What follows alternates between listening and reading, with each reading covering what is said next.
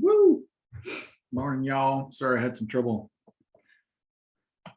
With Zoom lately, and it took me a few minutes to get my act together.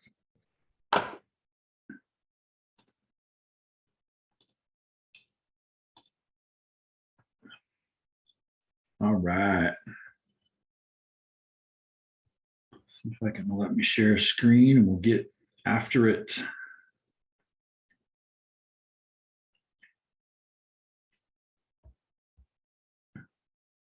How about that? So, good weekend, all. How you doing, guys? I was working on a bike pretty much for a whole weekend. So, what we are looking at now on our last section for a big break, and you can say you are done with this. In chapter 16, really, we're looking at just the 16.3 stuff today, and it really has to do with this concept. If I take a wheel like this, like on a bike, which will be our illustration for today, and I kind of send that rolling down the road. So, of course, the wheel is kind of the backbone of our civilization in terms of getting stuff done. But if I put some rotational speed to this wheel, then it's also going to cause there to be kind of a linear speed to this wheel. So rotation or rotational speed, whatever. I guess I'll stick with speed.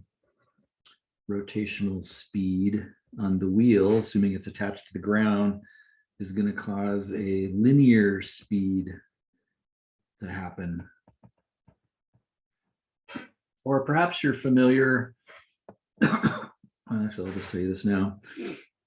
So you're already familiar with linear speed. You know the kind of the variable for that. It's v for velocity. So we've already been working with that. But now we're going to look at as rotational speed, which has the abbreviation omega. So there's kind of Greek letters that are used. You're familiar enough with advanced math and calculus that when you use letters that are Greek, they always stand for angles. And so this is kind of a rotational speed is kind of a synonym for angular speed. So in the end, omega is angular. And I guess I'll be a little more precise and say angular velocity, since that's a little more descriptive. And if you think about, angular velocity, like linear velocity was feet per second, because a foot is a linear distance, but now we're measuring angles, and angles, as you know, are measured well, either in degrees or radians. So this could either be, I guess you could say, degrees per second, or it could be radians per second. And I'll say some more about that in a little bit, because as it turns out, those are not both options. So we'll get there in just a minute. But really, that's kind of the backbone of this. Another thing is, are you familiar with this device? I have a cylinder over here, and it's inside. Actually, inside the cylinder is a piston, and that piston is connected over to a crank arm that is effectively connected to something circular, just to keep this simple. And so this is the backbone of a car engine, the combustion engine. So you got the cylinder that's in there really tight. You got some gas particles in here, and you got a spark plug coming in over here. And as soon as that spark plug, which is screwed into the cylinder, sparks, boom, the gas explodes, boom. The linear velocity, notice what a car engine's doing then is that explosion is producing linear velocity. It causes the cylinder, the piston, to slide away, if you will, to the right. And because it's connected to a crank arm, which is in turn connected to the camshaft, then And it's a little more, I don't know, interesting than this in the sense that there's kind of a little bit of a lobe up here. And then there's, I know most cars, there's like 5 of those connected in different places. And so you can appreciate that that linear velocity is going to cause rotational velocity. That's what's kind of interesting about this. Notice in these 2 examples, on the first example, a biker is going to have a rotational speed, like they're going to pedal. So they're going to be producing rotational velocity to the chain ring. And then that's going to turn into linear velocity. So you're taking rotational motion and turning it into linear motion. Electric cars would be doing it that way. Electric motors, getting things to spin is actually pretty easy thanks to electromagnetism. And you take that rotational speed and then you turn it into, you know, speed down the street on the wheel. Well, the combustion engine's the reverse of that. By an explosion, you're producing linear speed, linear velocity, but then you're connecting that to something rotational, which is causing rotational speed, which again is actually turned back into linear speed, which is the car kind of goes down the road. And so that's the backbone of kind of what we're going to include now in our thinking. So the title of 16.3 in the book is rotation about a fixed axis. So, you know, in the case of a bike wheel, you've got a hub right there, and the wheel's going to rotate around that fixed hub, that fixed point. So what's the connection though? I mean, the thing that I hope you can see here is that there's certainly a connection between rotational speed and linear speed, but what's the connection? Again, I say there is a connection because if I rotate the wheel faster, then it's going to roll down the street faster. I'll go faster. So they're certainly connected, but the question is, how are they connected? And that's the formulas we want to create here. Well, let's just do this a little playfully for a second, and then we'll get serious about this. You have my formula sheet, so let's answer this question. How is rotational, I guess I'll say velocity instead of speed, connected to linear velocity? I mean, if you're using radians per second, then wouldn't the linear velocity just be radii per second? So do you have any mechanical knowledge? How's rotational? Have you ever heard? You've probably never heard of anybody ever say, you know, that wheel's rotating 360 degrees per second, or it's, you know, rotating 9 radians per second or something like that. Have you ever heard a term for rotational speed before in any kind of a practical setting? Do you know how it's measured in a practical way in our country? I mean, outside of RPM, I've only heard stuff in physics class. I don't know if you guys said something, but I didn't hear you. RPM, rotations per minute. Yeah, I think my volume is down. Yeah, revolutions per minute is the common way this is, really the only way I've ever heard. Nobody ever does this with an angle. It's always revolutions per minute. It's not degrees per second or radians per second. It's always in minutes. And then it's rotations or revolutions per minute. Well, let's just think about that. Let's say you have 47 RPMs. Well, that's revolutions per minute. So your wheel's rotating that fast. There's our bike wheel. 47 revolutions in a minute. That's a lot. That's quite a few. Well, a minute's pretty long, so maybe that's actually not very fast. Then, well, let's just let the units tell us what to do. In the end, would you agree I'd like to convert this sort of rotational velocity to a linear velocity, which we might typically say is in feet per second or something like that. So the point is I need my units to end up feet per second, and that's not good because I'm revolutions per minute right now, and I want to be in feet per second. So I just got to convert that. Well, I need just multiply it by the circumference. Exactly. In 1 revolution, you're going to get a circumference of 2 times pi times whatever the radius is, right? And wouldn't that radius effectively be something that could be measured in feet, could be inches or whatever, but that radius would be something in feet. So now I'm in feet per minute since revolutions cancel. And then, well, that's already speed. I mean, if I was happy with the speed being feet per minute, now I'm there. So that's kind of the key. The backbone of this section is really to say that if you want to know velocity, which again, by definition is linear, then you've got to take omega and multiply it by r. Now, I want you to think about those units just a little bit more.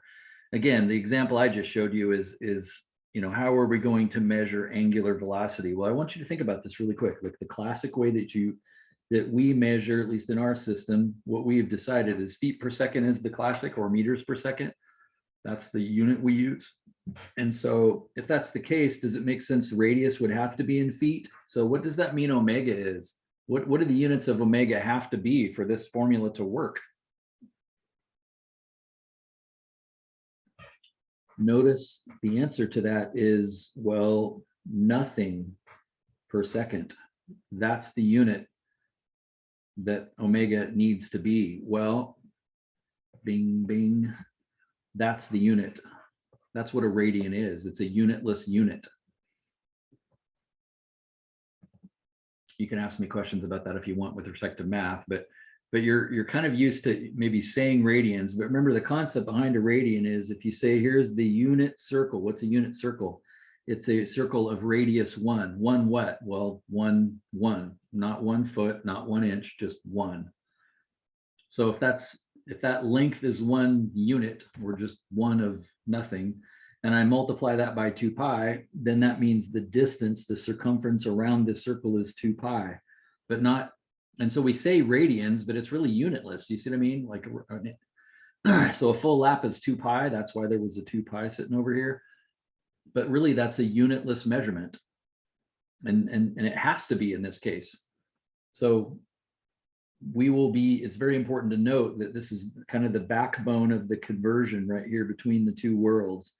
If our angular velocity is measured in radians per second, and again, I'm saying in contrast to what I did as a real example here, where it was measured in revolutions per minute, if that is measured in radians per second, or nothings per second, we'll go ahead and write radians here, then this formula is going to work. But that's the conversion between the two worlds. There's an angular speed and there's a linear speed, and all you got to do is multiply the angular speed by radius, and then you'll know what your linear speed is. That's the conversion. So that's really cool.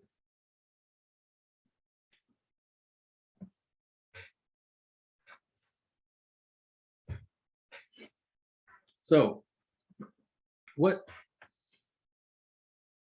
I'm hoping, let's see, I just graded a test in calculus. So there we go. Really what I want you to walk away with today is a conceptual understanding as well as a mechanical understanding of these formulas right here. Chapter 16, we just looked at that one.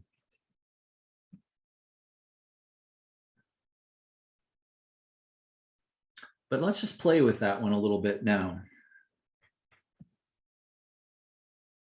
So ideally, you're looking at that formula while we kind of have a conversation here,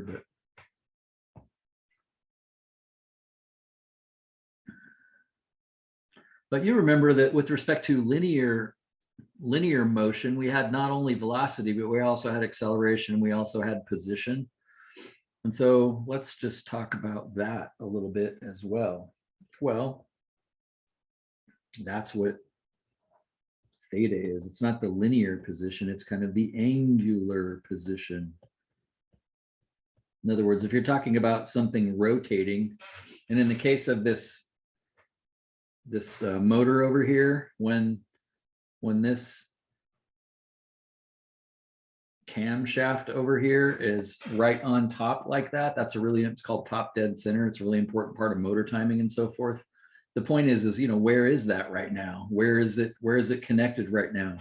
And you might say, as a mathematician, you might say, hey, look, that thing is located right up there, which happens to be straight up and down. And so you might say that thing is at 90 degrees right now, or you might say it's at pi over 2 right now. That's where it is. And so when you talk about, you know, where something is angularly, again, you already understand this. It's just a question of, you know, what angle am I at? Well, we're going to stick with the convention that, you know, this is 0 over here on the right, and then positive is rotating in that direction and negative is rotating in the other direction.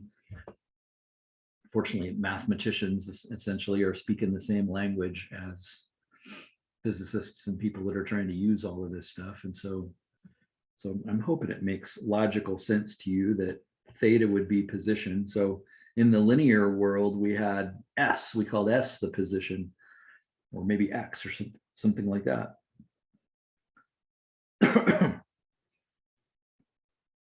So let's get some of this stuff moving. So we have an angular position, but what if you get it moving? Does it make sense to you that if we're talking about W being angular velocity, that's the change of angle over time? Does it make sense in terms of calculus that that's the definition? No different than we said before in linear world, that velocity was the change of position over time. It's kind of like the two worlds are the same exact world. One is just rotational and one is linear. But these two equations are, or if you will, kind of the same exact equations, just in their separate sorts of worlds.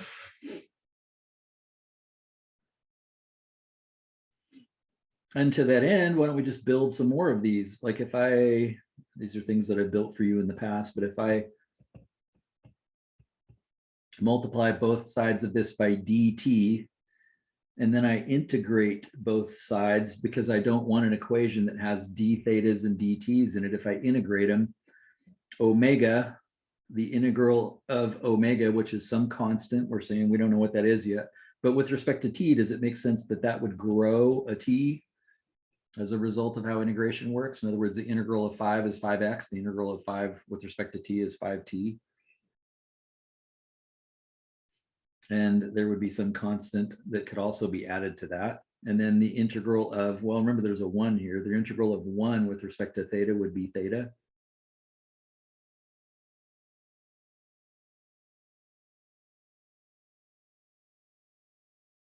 And so that is also one of the classic equations. Let's see.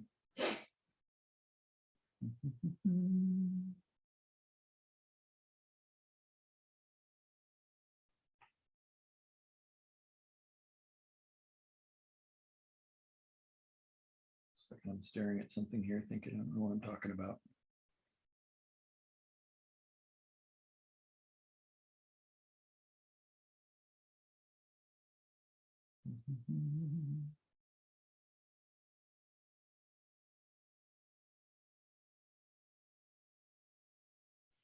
Well, and in this context, does it make sense that what would that constant be? Does it make sense at time 0 that would cause this to go away to 0? So that means the purpose of that c, or what that c actually is the initial position. So, you know, the equation here would really be theta, the position that you're at is equal to the angular velocity times time plus the initial angle you started at. Does it make sense? That's what this constant would be then. That constant would be the initial position.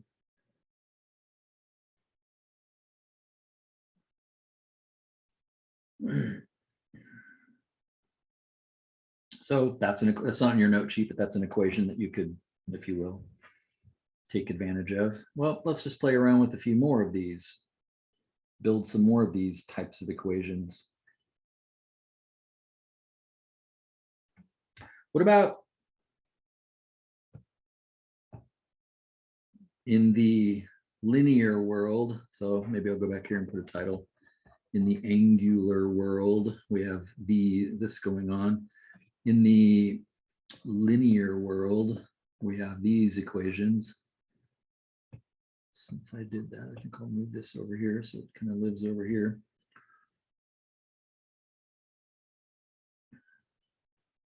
What about acceleration?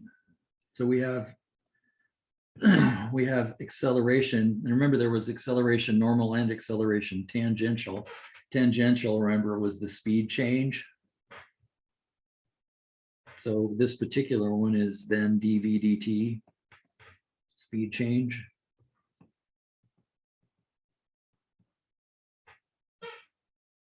So what if you change your speed in, well, angular world? So you could continue rotating at 20 revolutions per minute or 10 radians per second. You could just rotate that at the same exact speed, and that would cause a constant linear speed. But could you speed up? Could you pedal faster? Well, of course you could. And in that world, the alter ego is alpha. Again, a Greek letter because it's representing an angle.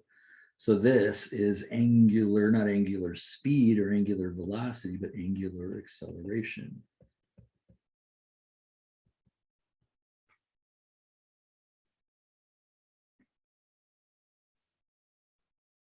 So we have linear position, angular position, linear velocity, angular velocity, linear increase in speed or linear acceleration, angular acceleration. Let's see.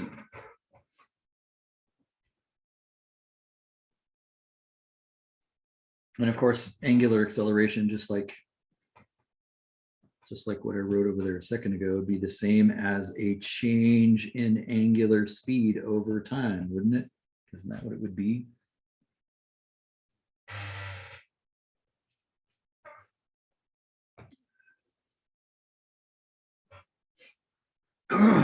Well, so we're starting to build the equations that we need. Let me show you something else that's kind of cool. Another way to look at kind of where this formula back here came from, just another kind of a neat way to create it. I'll make this for you from scratch, but so if I have an angle here and I have a radius here, and I have this arc length up here, again, S is a common abbreviation for arc length. It's that arc length right there. Perhaps you know the formula for this, that if you just take the radius times theta, that will give you that arc length. As long as this is in radians, perhaps you have that memorized. I'm going to erase this. Maybe I won't, but quickly, where does that come from? Where does that formula come from? Well, it's just the proportional circumference of the circle. In other words, you'd say that angle is part of the entire angle of a circle, just like that S right there is part of the entire circumference of the circle. Isn't that true? Like those proportions, the angle is part of the whole angle, just like the arc is part of the entire circumference. This is why the angle needs to be in radians, by the way. So notice then if you solve that for S by multiplying 2 pi r up to the other side, then because you did this in radians, oh, look at that, a whole bunch of stuff cancels out. So that's where that classic formula comes from, just as a neat reminder. I hope somebody showed you that before, but it's always good to be able to build your own tools rather than have somebody have to tell you them.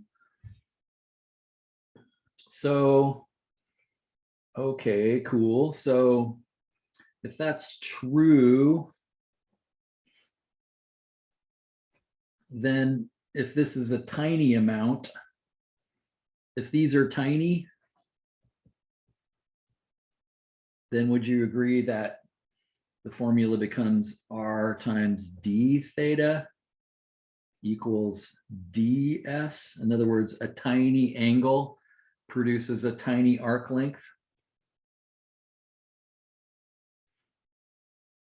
And then if you divide both sides by dt, again, the reason that is to get time involved.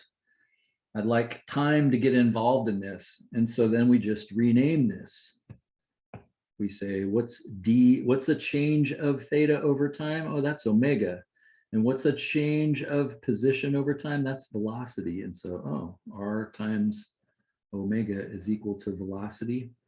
Again, that's the equation that I told you earlier up here. We kind of built it by just looking at, how to logically change linear velocity to angular velocity, but that's just another way to create it. That involves the same logic, but it's just kind of neat to have some options, if you will. Well, now let's get that equation moving. What happens if you get this moving? You see what I mean by moving or changing? Velocity is already something moving, and so is angular velocity. Those are moving, but let's change it. Well, you know how to take the derivative.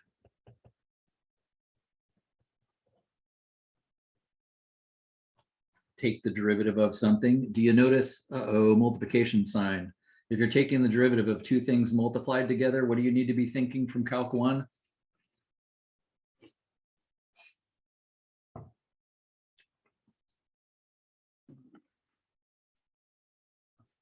Any brain cells from Calc 1? It's no fun to be in a class with two people. You always get called on.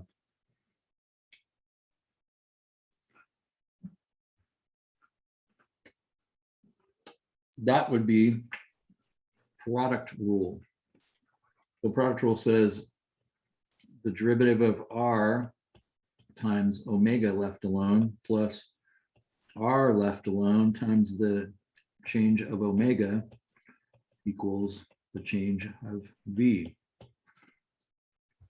But Maybe get away with saying that the radius doesn't change, since I'm hoping in the problems that you're assigning that the radius isn't really changing much. Can we then just get away and say it's just a coefficient?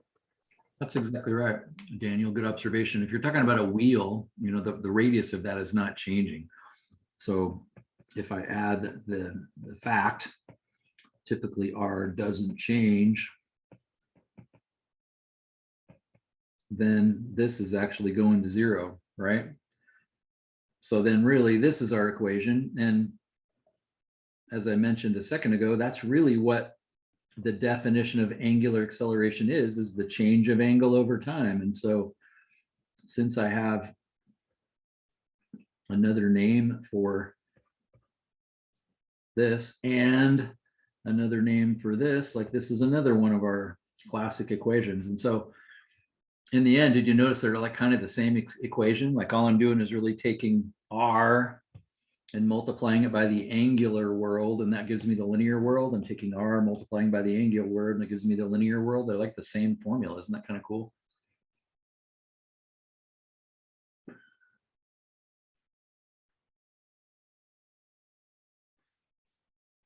Now, in the rotational world, and we'll be close to finished with this, but in the rotational world, we also have this other form of acceleration called an. And remember, that was the acceleration that was a change of direction. In other words, if you think of a point on the wheel going around the wheel, it's being asked to change direction all the time. And you may remember that formula was v squared over the radius. I'm going to write it as r instead of that weird p that we used earlier in the class, because it really was the radius of the rotation. And so that's our formula for that. Notice it's got v's and r's in it. Great, we're okay with v's and r's. There's a v back here. There's a v and there's r's. Like, fine, great. I'm okay with this. But it's also kind of cool to point out that you could actually switch this out. In other words, since v is equal to r times omega, then wouldn't that be r omega squared, or r squared and omega squared? And one of those r's cancels, so you end up with r times omega squared. So if your ingredients don't involve velocity, so there's kind of two ways that you can get it then. If you know the velocity and the radius, you can know the normal acceleration, or if you know the angular velocity and you square it and multiply it by r, that'll also give you the normal acceleration. So that's kind of cool. So there's some formulas around this that we can use. So let's throw a box around that one. So all of these are sitting in your note sheet. I just gave you a chance to kind of understand them. Let's just stare at them real quick. Yeah, that makes sense. If I change my angle, that's not a very good choice. If I change my angle over time, then that's going to give me rotational speed. If I change my rotational speed over time, that's going to give me acceleration. Okay, that makes sense. Didn't talk about these yet. But now we got all of these. So we built every one of these formulas. So this, as far as what you're doing on a practical day-to-day basis, it's just like, here's 3 algebra formulas that you can use to convert from one thing to another and, you know, learn anything that you want to learn. Maybe I'll get back to these if we have time, but do you recognize these? Aren't these formulas identical? Like this was V, this is acceleration, this was the initial velocity. Isn't that the same formula? That's the same formula in the angular world that we had in the kind of the linear world or the positional world. Is that the same down here? Like this is acceleration and this is velocity and this was the initial position. That was the initial position and this was the final position. So like these equations also work in kind of this world. So that's kind of cool. And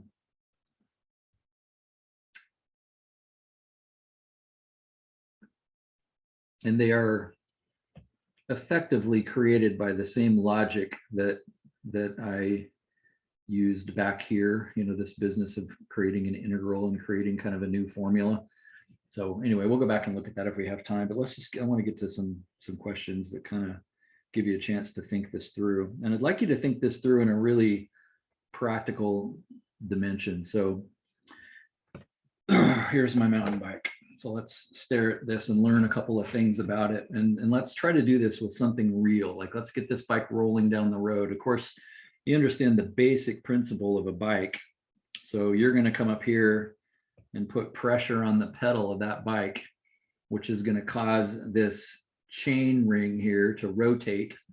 And what you're going to be able to do is give that, you're going to be able to give that well, you're going to be able to control where is it, how fast is it spinning, and are you bored with that speed? And so you're speeding it up. Like, you get to control all of that, right? By how hard you pedal.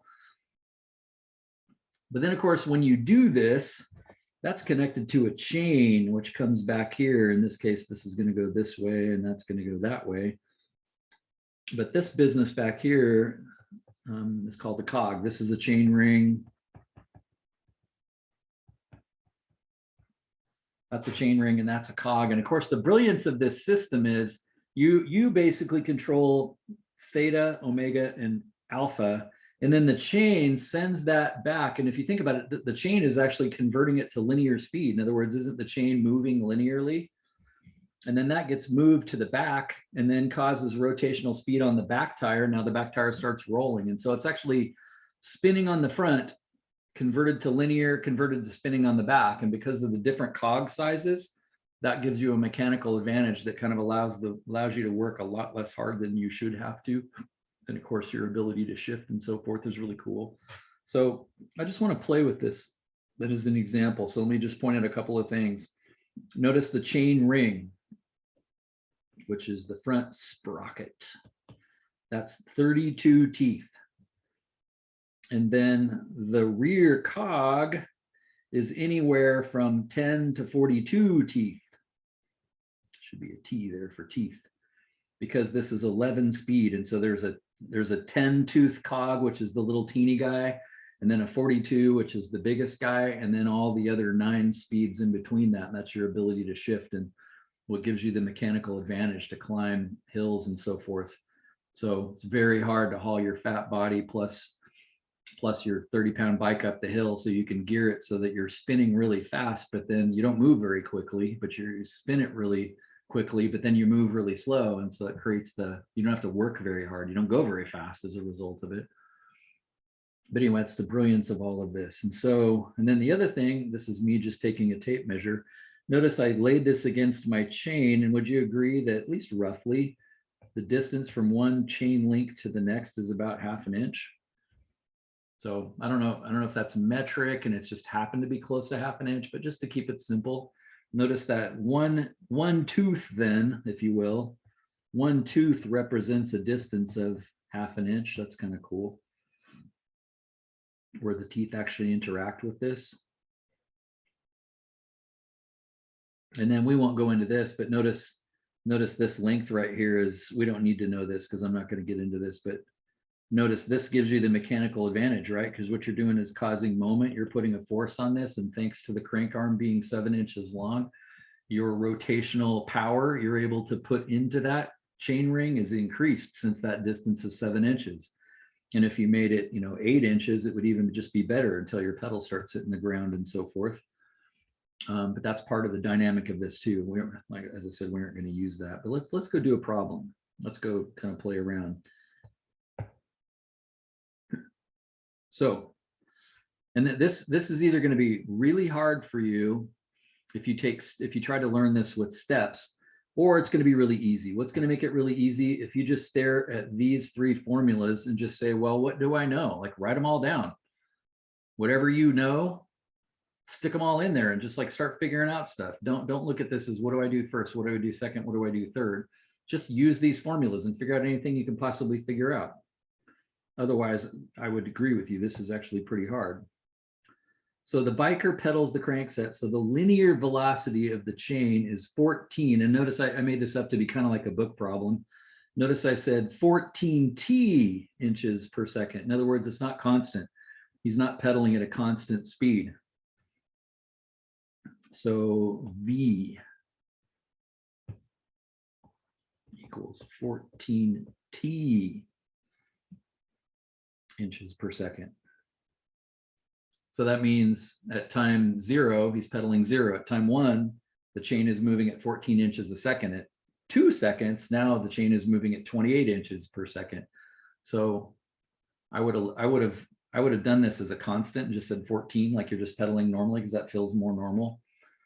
This is a bit of an exaggerated acceleration. In other words, this would be really hard to pull off, to make your chain move 14 inches in 1 second, and then 1 second later now it's moving 28, and 1 second later now it's moving 42.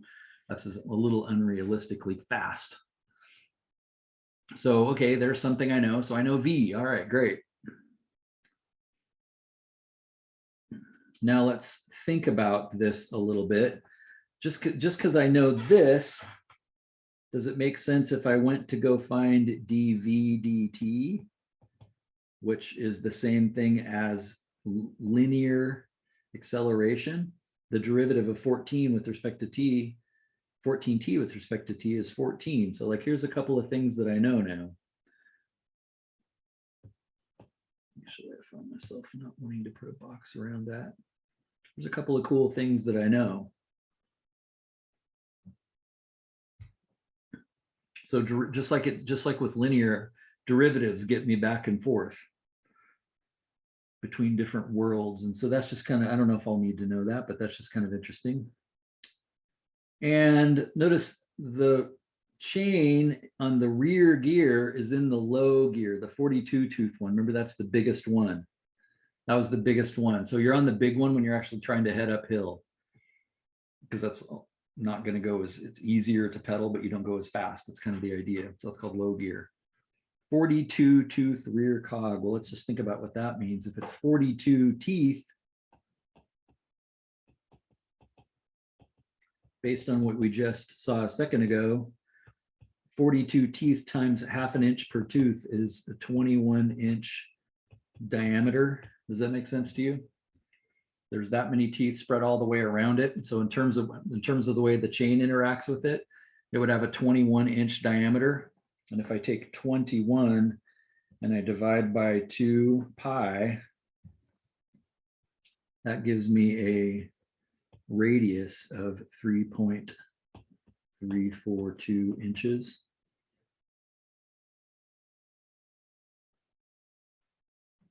And again, the only reason I'm doing that is, don't I have formulas that have R's and V's and so forth? Like the 42 teeth thing doesn't really do me any good unless I can convert it to a radius. And so many of our formulas had radiuses in them.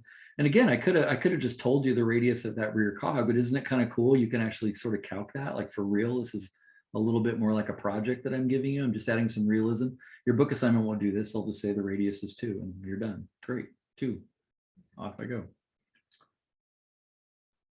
So he starts from rest, find the angular displacement, which is sort of code for where is it, and the angular velocity and the angular acceleration of the rear wheel, which is fixed to that cog at 8 seconds. And so the 8 seconds matters because of the fact that, I'm speeding up and so forth. So, So I want you to think about those formulas and think, okay, what do I know? What can I figure out? What can I, so I'm just going to write them down. Let's see, there was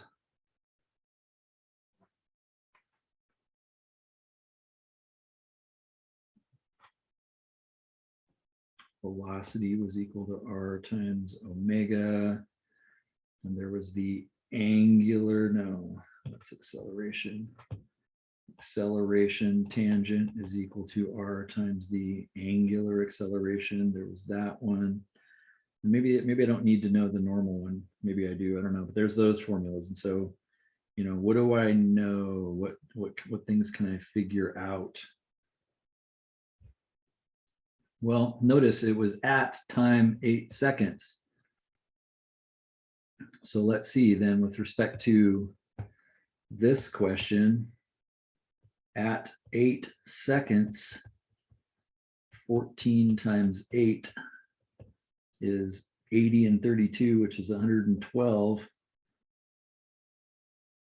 That would be, what would our units be for that in this problem? This is our V, our linear speed. What's our linear speed going to be in based on the measurements we've been taking?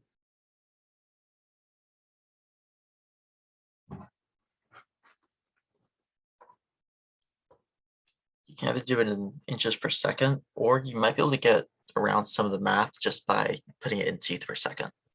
You're right. You can do teeth per second. There's all kinds of things that you can do. Only for the fact that there's going to be no teeth in your questions in your assignment, I'm going to leave it that. But you're right. We've been working in inches for distance and speed, and time was in seconds. And then, well, we know the radius. So if I plug in 112 for this, and I plug in 3.342, notice I can calculate the angular speed. I can calculate, since the chain is moving at a linear speed that I know, all I have to do is divide those. 112 divided by 3.342. I get 33.51, I guess I'll call it.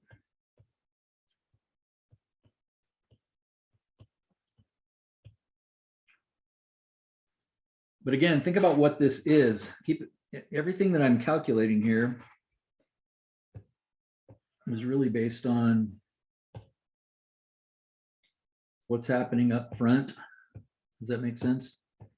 In other words, I should probably start this off by either saying front or chain ring. I think I'll say chain ring. This is what's happening up at the pedal end. This is not what's happening at the back of the wheel. Does that make sense to you? So I know how fast that chain ring is rotating.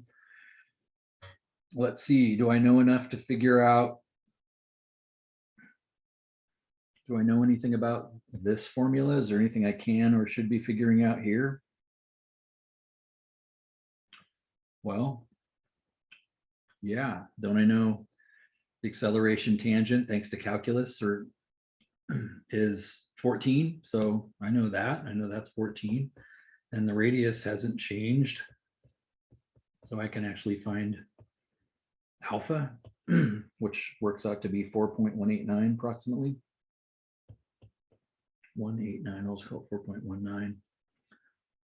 And this would actually be radians per second, or often written radians per second squared. So basically I know what's happening up at the front. I know how fast it's accelerating. I know what the velocity is. I know how fast the angular speed is at 8 seconds. And I know how fast the angular acceleration is at 8 seconds. And by the way, stop and think about that a second. It takes 6.28 radians to make one revolution.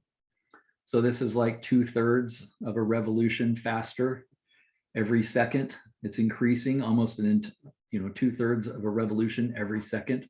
That's its speed change, if you will. So that's just kind of cool to stop and think about. And the angular speed's no joke too, because 6 goes into 30 like 5 times. That's like 5 revolutions a second. That's how fast the crank is turning in the front. It's going to have to be going about 5 revolutions in 1 second. That's a lot. Times 60, that's 300 RPM. So that's just kind of interesting to point out, interesting to think about. So I have some knowledge about what's happening up at the front chain ring, but the interesting thing is what's happening at the back. What's happening back at the cog? Let's change colors here.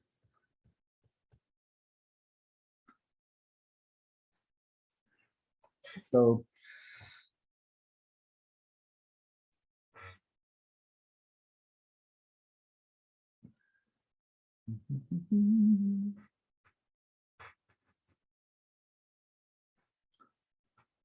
so what happens back there? Well, thanks to the chain,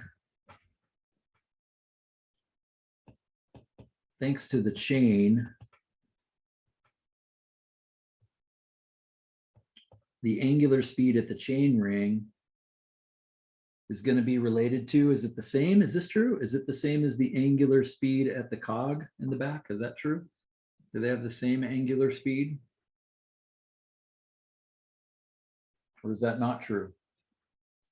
It's not true because they have the same linear speed, but if they're different sizes, they have to have different angular speeds. Exactly. They have the same linear speeds. The chain's going to make them have the same linear speed, but they're not going to have the same rotational speed because the radius is different. So let's see what was going on back there. Well, that rear cog was 42. So what do I do with 42? Actually, wait a second. I was kind of screwing this up. 42 was the rear cog. I didn't do this off the front cog. This was never off the front. This was entirely off the rear. So in a sense, this was the cog. Thought I was calcing up the front cog, but I guess I don't need to.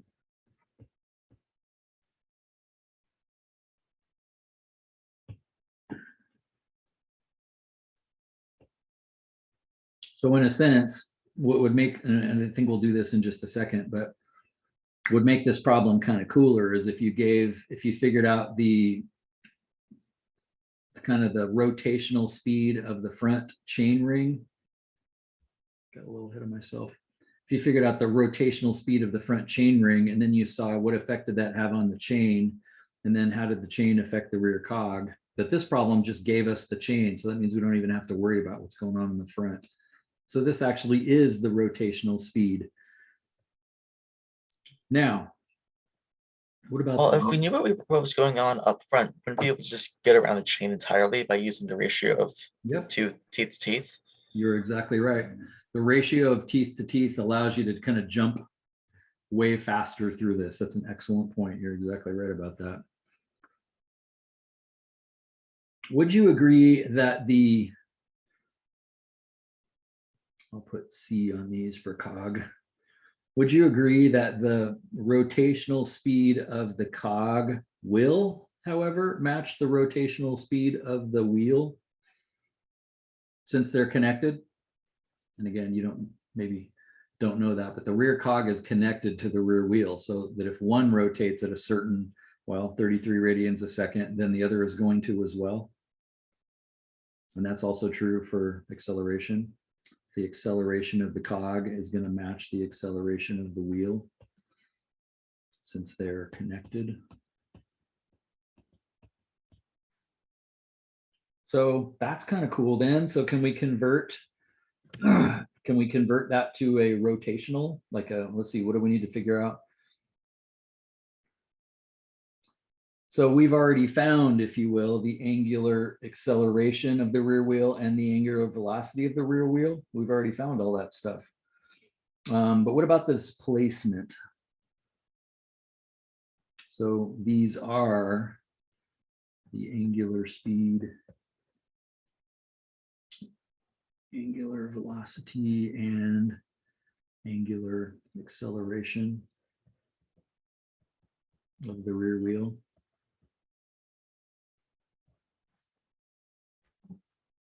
But that's angular. What about linear? So all I said to start this problem was, you know, what are those things? Great, found. And then I also said, what's the position? Find the angular displacement. So check on two of these. Notice I said which is fixed to the cog. That's an important statement. We just took advantage of that. What about the angular displacement? In other words, where is the rear wheel? Like what angle is it rotated at? In other words, if we think of it as sort of starting right here, if I put a dot right there to say that was the top, and it's rolled a whole bunch of times. It's rolled a whole bunch of times in 8 seconds, right? But where is it now? So it will have lapped it numerous times, but where is it right now? How are we going to figure that out? You should find yourself thinking, I don't know. None of those formulas have theta in them, right? We need theta. Just the integral of omega though. Yeah, exactly. If I take the integral of this omega equation, that's what produces this equation. And so this is the one we need here. And don't we know most of the ingredients to that recipe? So let's use that. Get rid of these just so that I can snap a picture of it and bring it in just to make the notes look good. You do that.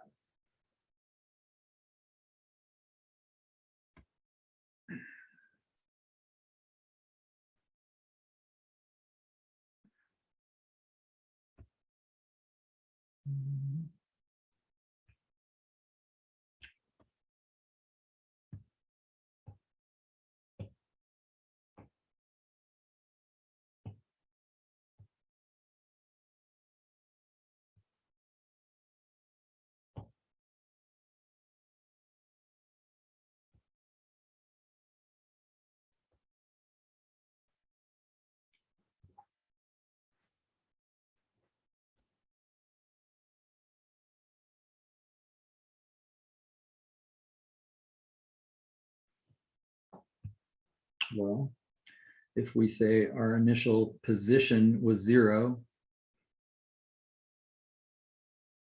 and we were told we started from rest, so it had no initial speed. And we decided earlier that the acceleration of this thing angularly was 14, and we decided we were going to wait for 8 seconds, then that's what's going to give me my angle. So half of 14 is 7. 7 times 64 is 134 approximately. Wait, no, that wasn't 14, was it?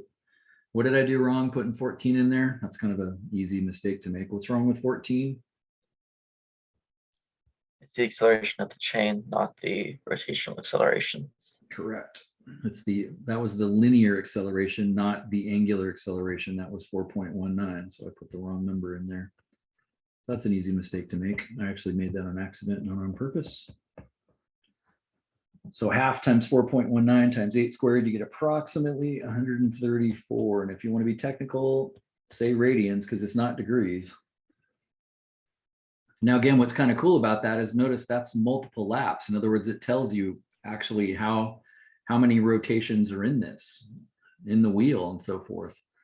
But if I take 134 and divide by 6.28, just because it's kind of cool to do, you get like 21 rotations. So that back wheel is rotated like 21 times then in order to kind of land here, wherever that is. So that's kind of cool to figure out.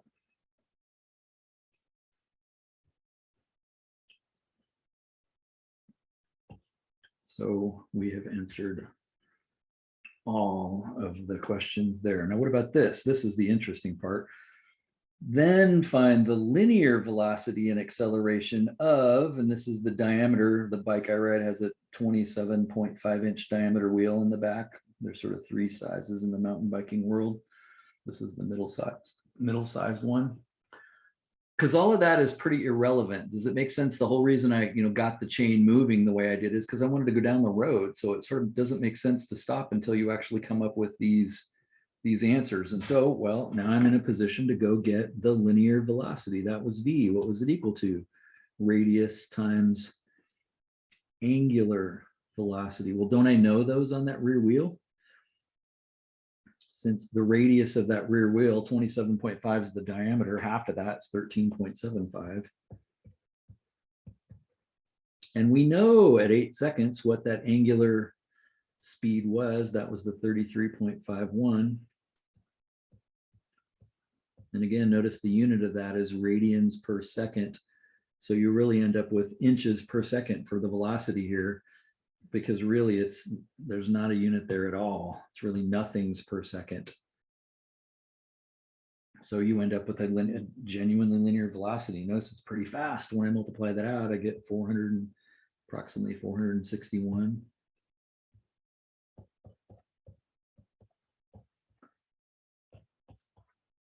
That'd be my speed after 8 seconds. Remember, we're speeding up the whole time, so this won't be our speed 1 second later. That's just the speed at the snapshot in time of 8 seconds. And that doesn't speak to me. I need to convert that to miles per hour, or at least feet per second or something for it to speak to me. Because I think, first of all, it should bother you, because a football field is 300 feet long. So you just went like 1.5 football fields in 1 second. That's why I said this is unrealistically fast. This is the first time that maybe you would know that.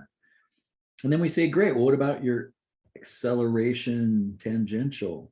Well, isn't that radius times angular acceleration? So again, aren't I plugging in a radius of 13.75 and an angular speed we said of 4.19?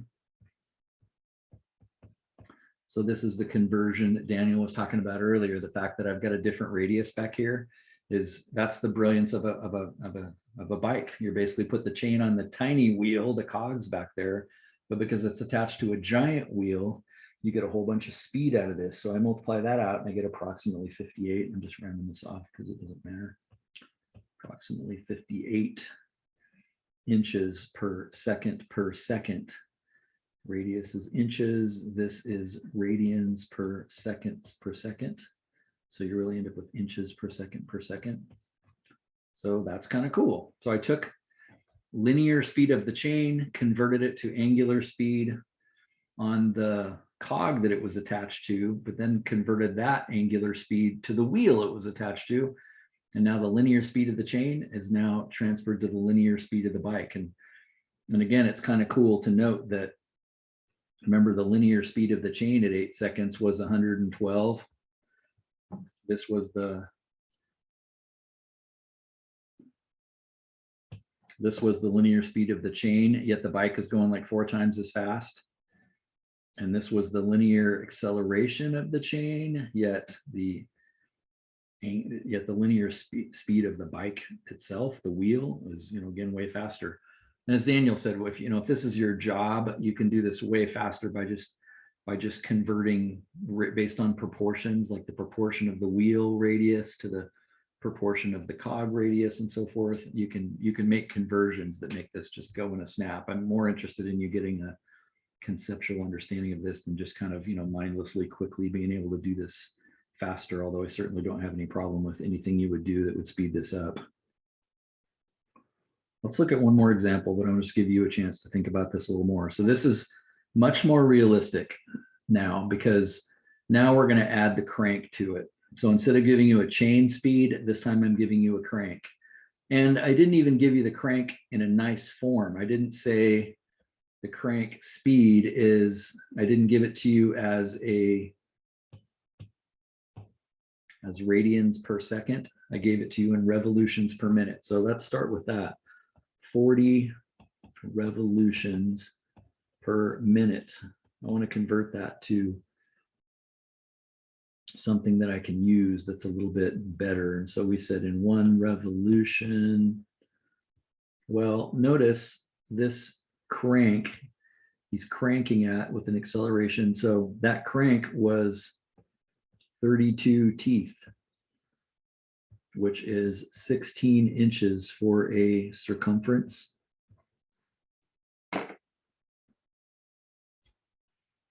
So 1 revolution then would be 2 times pi times 16 inches. Do you agree with that? So this is going to get me into inches per minute. And I could stop there and say, oh, that's fine. I'll just work with inches per minute, or I could switch it into seconds. It's kind of up to me. I think because we're going to work with seconds a lot, I'll probably switch it to seconds. But so in 1 minute, there are 60 seconds. So now my units are in inches per second. So let's see, 40 times 2 pi times 16 divided by 60. I got 67.02.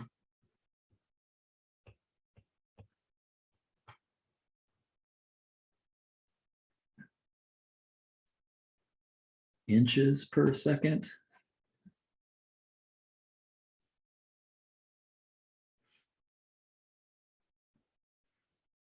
So does it make sense that's the chain then? I just converted the rotational speed because that unit is inches per second. This is the velocity of the chain then, because that's how fast it's rotating based on the fact that I got the radius of the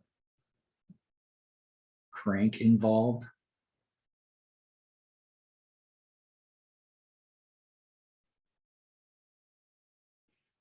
And just because it's interesting to point out, I think I'll add this to it. But if I took the 16 out of that, if I took the 16 out, then that wasn't there. That this conversion doesn't change. It's just the units I would get would be nothings per second. And that's basically then your rotational speed, which is, looking at my calculator, 4.19. So it feels weird to say nothings per second. So I kind of find myself always wanting to write radians in there anyway. And notice from the formula that we're using, if I want the linear velocity, don't I just take the radius times that omega? So if the radius is 16, then I just multiply it by that 4.19, and in a sense that gives us that same exact number. My conversion up there just kind of got it all at once, which I think is kind of cool. So that gave me the chain.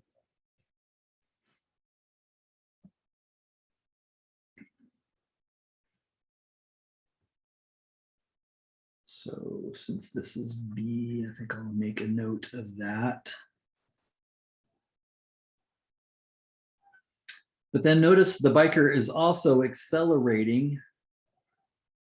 So this is a reflection on, the angular. It's again, the unit of angular velocity is radians per second squared. But notice that's 2 revolutions per minute per second. So let's do something with that. So 2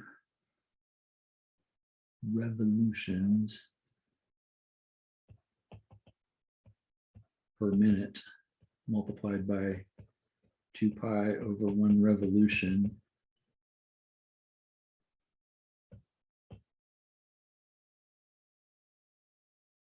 times 1 minute, 60 seconds. Notice I left the radius of this out of it this time because I'm kind of doing this the, if you will, slower way. Well, when I do that, I get approximately 0.21.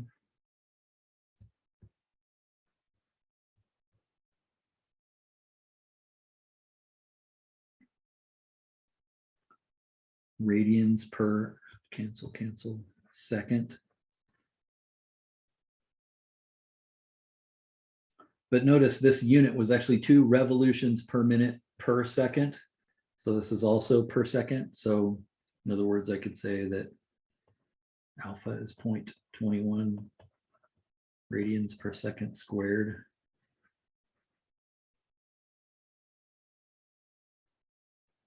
which again, I can convert to. I can convert to linear using the formula that says that alpha is equal to r times, I'm sorry, that was acceleration. The linear acceleration is equal to r times alpha. So since this is 0.21 and that radius of that front cog up there, let's see, I guess I never figured that out, did I? Didn't I plug that in somewhere?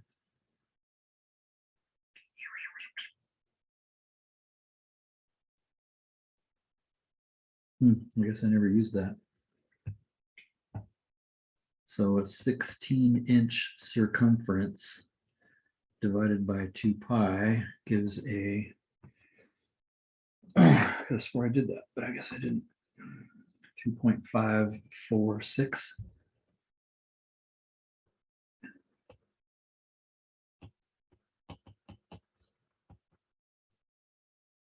And this is the chain ring. Charing. I'll just leave it that way.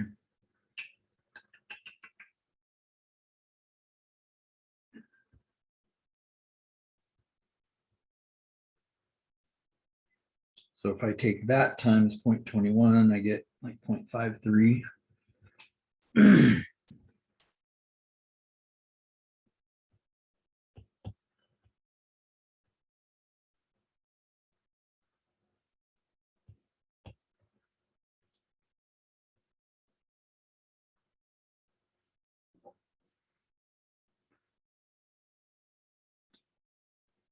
So again, this is the, as I noted up above, this is the acceleration of the chain. So the angular, all I knew anything about was the angular speed of the chain ring, but I converted that to a linear speed, and then the chain's going to take that linear speed and now push it to the back tire. And notice, because of acceleration, because you're changing speeds all the time, there's always this instant in time business. Because you can't just say, what's your speed? Because your speed's changing all the time. It's like, well, when? What time is it? So it says, I didn't say after 6 seconds this time. I asked it a little bit more interestingly. I said, when the crank speed reaches 70 revolutions a minute. That's kind of a tricky way of telling you the time. So notice we don't know what that time is. But if you're at 40,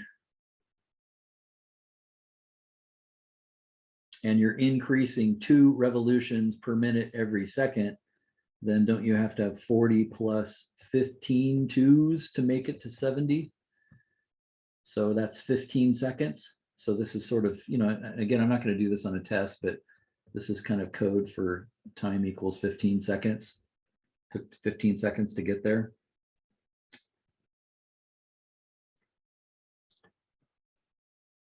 And then, of course, what I'm interested in is, everything that pertains to the back wheel, because that's what's interesting. What's the back wheel's rotational speed? What's the back wheel's rotational acceleration? What's the back wheel's linear velocity? What's its linear acceleration? How does that cranking in the front, thanks to the gear ratio and so forth, convert to the back? Notice this time, though, the chain is on the high gear, which is the 10-tooth one. It's the little guy. This is what you're in when you're downhill. So this is really small. It's a really small cog back there. So we have the chain. Now let's convert. So the 10-tooth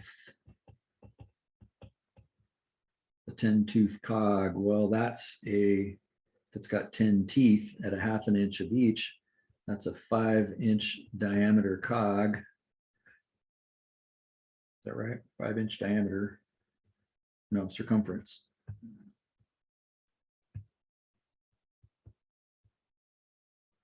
That's a 5-inch circumference, which if I divide by 2 pi, 5 divided by 2 divided by pi, gives me a radius.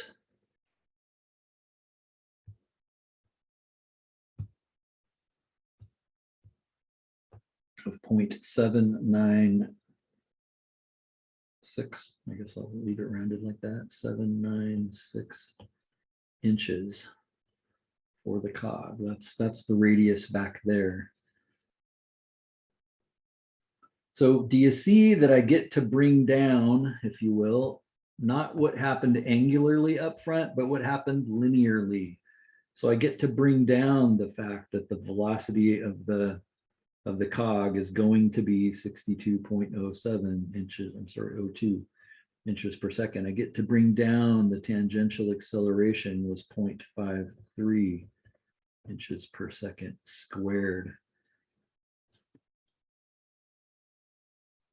The linear velocity on the front cog is going to match the linear velocity on the rear cog. But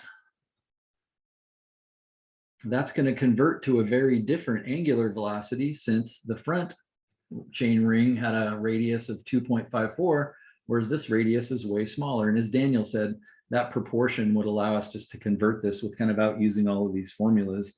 And as I told you before, I have no problem with you doing that or using that, but it's just kind of cool to slow down a little bit. So let's see, how do I get to, if I have the equation linear velocity equals radius times angular velocity, great. Well, then can't I convert all of that? So I know this velocity, thanks to the chain, is 67.02.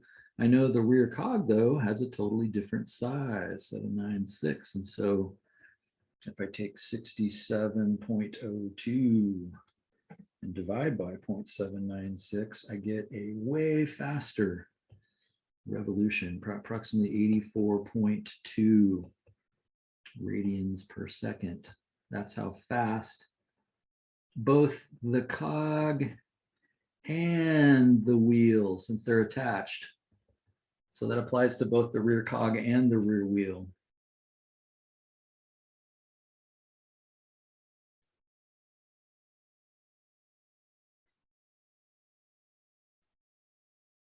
Notice the radically different nature of those two calculations. If I look back here, the front chain ring was only rotating at 4.2 radians a second, whereas the rear chain ring is multiplying, man, what is that, like 16 times faster? Wow, that's amazing. It's that large. And similarly, acceleration tangent is multiplied by r allows you to convert the angular speed. So since I know the acceleration tangent was 0.53 and I know the radius of the rear cog is 0.796, I get 0.666, 0.67.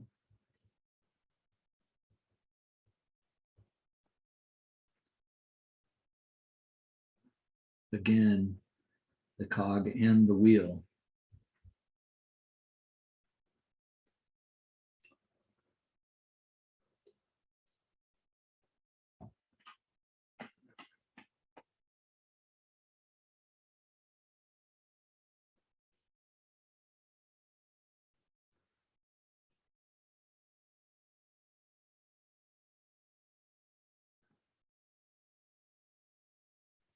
Let's see, did I get time involved? We said this was 15 seconds. How come 15 seconds is not involved yet? Should it be involved? Where do I, we haven't used 15. Is there something wrong here?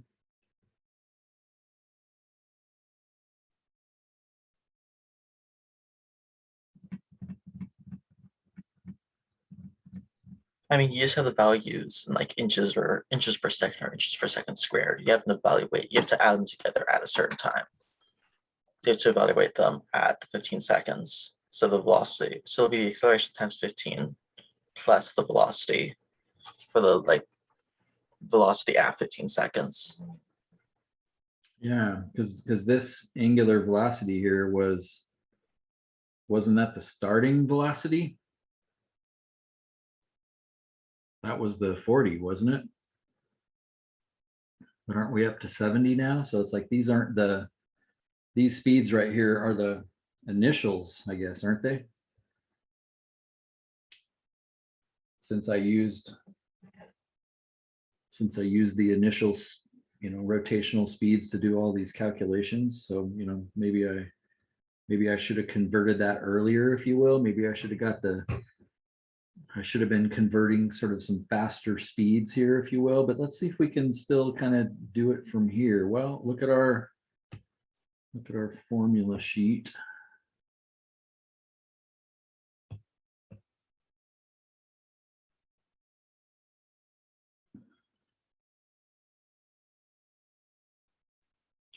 Can I use this? Can I use that formula then to get me but how am I going to get the angular? What's happening there? Well, notice the angular acceleration was fixed. Like that isn't going to change, but my angular speed does need to change. So yeah, I think in a sense I could have maybe gotten that involved a little bit sooner. Maybe that would have been smarter.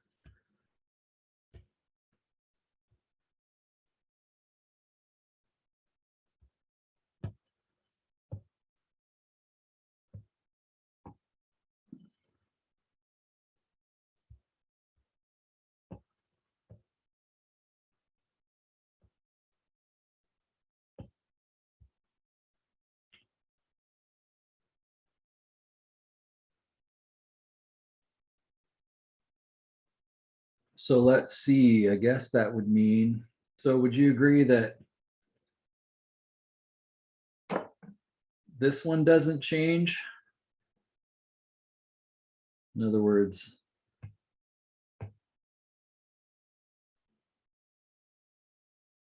this one here is okay as is because that's a constant. That acceleration is not changing. So that one's okay. But the 84 is not at 15 seconds, if you will. So let's go figure that out. So if I take, let's make this a little bigger. So if I put 84 in here, say that was my initial speed, and we said the time was 15 seconds, and we said the angular increase in speed was 0.67, then this actually gives me my angular speed at t equals 15. Does that make sense? So 84.2 plus 15 times 0.67, we got 94.25 radians per second.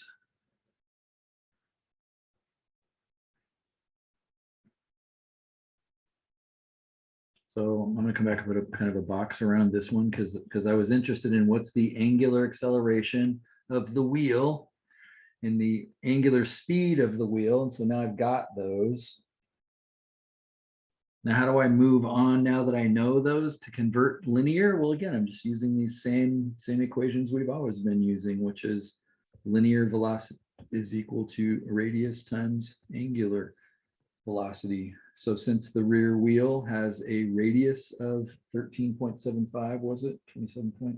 Yeah, I think it was 13.75. Since that's the rear wheel, and we know how fast it's rotating it at 15 seconds now, then I can find that velocity. That's going to be a big number, 94.25 times 1200 and something. So the velocity of the wheel, maybe I better leave that off. Looks like omega 1296 approximately, 1296. That would be inches per second. So that's how fast that will be rolling. Again, that's pretty unrealistically fast. If I divide by 12, that's 107 feet in 1 second, 108 feet in 1 second. That's pretty far, like a third of a football field in 1 second. That's pretty fast. And similarly, the tangential acceleration is radius times angular speed. Radius is 13.75. Angular acceleration, we said, was 0.67. So we can find out how, we know our speed is 1296, but how much is it actually increasing? That's kind of cool to know that we could figure that out. 13.75 times 0.67 is about 9.2.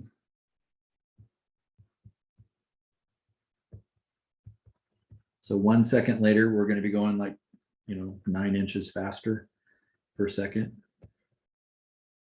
So I know everything that's happening with the rear tire now. Do you feel good about that? Actually, that's an acceleration, so it'd be inches per second.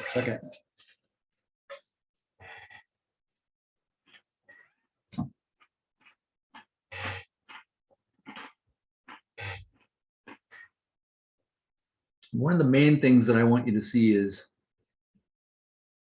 and we're done now, but it's kind of just the concept that, in the front of this bike, I just think bike's such a good illustration for this.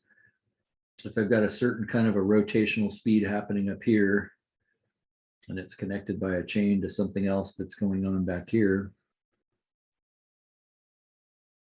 that the linear velocity here is going to match the linear velocity here, thanks to the chain. The chain's going to ensure that they have the same linear speed, but they're going to have a very different angular velocity. So if this is the cog and this is the chain ring, those are not going to be equal. Their angular velocities are not going to be the same, and that's why gears work. That's why gear ratios work, and they don't. By the way, this is connected by a chain, and I'm not going to draw this very well, but I won't even draw the teeth. But there's lots of machines that don't have a chain at all. They just have a couple of cogs, and they're actually connected by teeth. So the teeth keep them from sliding past each other. That's the strength of this whole thing. The rotational speed of one of them is not going to be the same as the rotational speed of the other, but their velocities will be the same. So equal velocities, not equal angular velocities, whether connected by a chain or not. And almost every machine, I wish we were together, because one of the things I love doing with students is taking apart cordless drill and seeing they have a gear system inside them called a planetary gear. It's really cool. It's called planetary because the gears are actually, if this is the large one, the gears are actually inside it, kind of like that, instead of against each other like I drew down here. They're actually inside. And so a battery, they're really super weak. A weak electric motor can hardly do anything, but thanks to the gearing of it, it slows it way down. You can actually watch the inner gear just buzzing super fast. You can't even see it, it's going so fast, but you can just pinch it with your finger and stop it. It's so weak. Yet because of the gearing system, by the time it sort of moves up to this outermost gear out here, that thing is just turning really slow, but it's way stronger. So now I can actually, punch a screw in. So it's kind of just fun to kind of see that in action. So you kind of have a sense of how powerful that brilliant technology really is. Anyway, my advice for Thursday would be to tackle the 16.3 questions. There's not a ton of them, if I remember right. There's 4.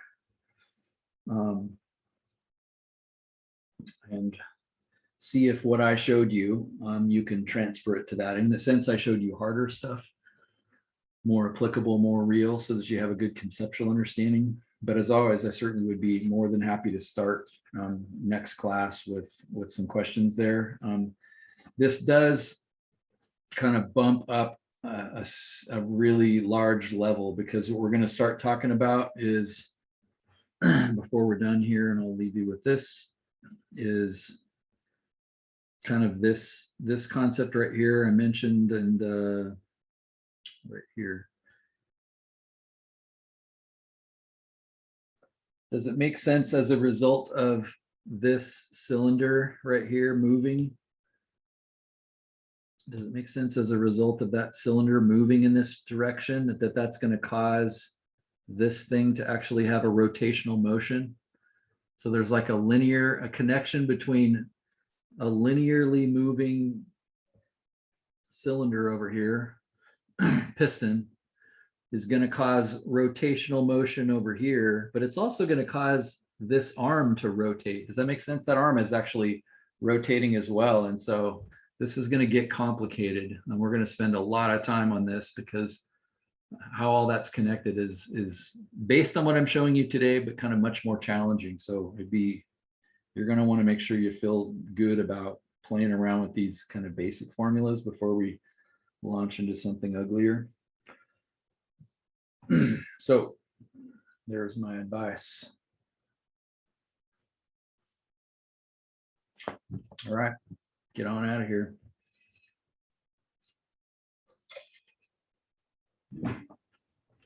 Well, that was actually quite a bit of stuff.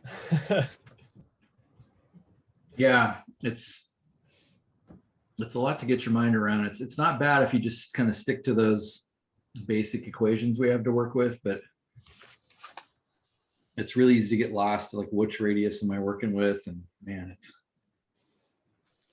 so the bike example is good, but it makes it a little challenging, I think. Yeah, it looks like the difference between like a bicycle and a motorcycle, because there's much greater forces is getting applied to the chain on the motorcycle and gears. So they're placing the gears inside of the motor, and it's all covers in oil, so Yeah. less friction. Yeah, Yeah. that's exactly right. Because you don't have the ability to, yeah, the whole transmission is not visible like it is on a bike. And you don't have the chain jumping to a new sprocket on the back at all. It's all happening, like you said, internally, and there's oil and stuff in there, but it's the same concept. I know that I'm pretty sure in the case of a motorcycle, you have like a gear that's on the end of a ring like this. And when you shift, it actually slides over to another Gear. another gear. It's like a different size. And so that's the gist of it. It's almost like they're all lined up. Well, there's a big one, and then it's lined up with a smaller one and a smaller one. And then this other gear just kind of runs along and hooks into whichever one it's hooked into. It's really dangerous to shift the chain like that under so much pressure. Yeah. There's some people, they had this the chain blow up while they was riding on a motorcycle at like Oh. 80 miles an hour. Wow. Yeah, and it took their leg off. I was gonna say, I bet that could cause a ton of damage. Wow, Yeah. took their leg off. That's not cool. Ugh. All right, thank you, Doug. Thank you. Have a good day, my friend. You too.